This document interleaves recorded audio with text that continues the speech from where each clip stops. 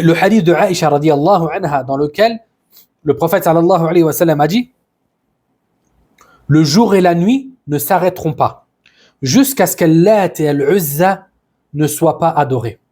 Le hadith a été rapporté par Muslim. Le jour et la nuit ne s'arrêteront pas jusqu'à ce qu'Allat et Al-Uzza ne soient pas adorés.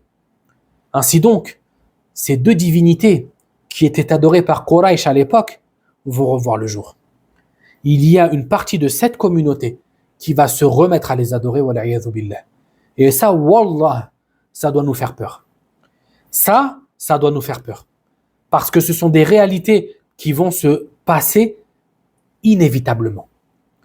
L'adoration des statues, Lat et Al-Uzza, vous savez de qui on parle? Lat et Al-Uzza, ces statues qui étaient divinisées et qui étaient vénérées par Quraysh il y a 14 siècles, elles vont revoir le jour. Et l'heure ne retentira pas tant que ces deux dernières ne seront pas adorées à nouveau. Ainsi donc, wallah, il faut faire attention.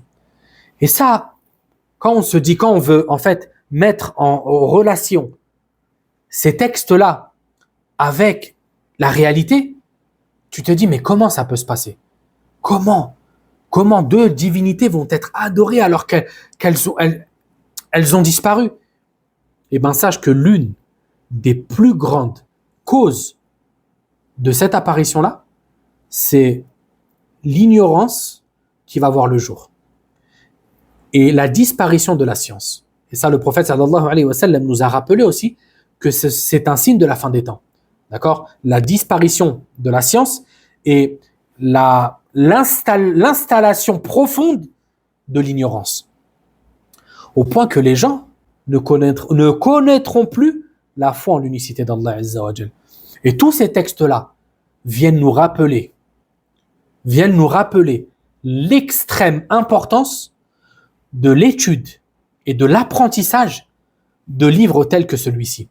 De livres parlant du dogme et plus précisément de la foi en l'unicité d'Allah, at-tawhid, et de son opposé, le polythéisme. Ça, wallah, ne vous dites jamais que le temps que vous passez là, que le temps que l'on passe là, c'est du temps perdu. Parce que ça, c'est une réalité qui va voir le jour coûte que coûte. C'est inévitable.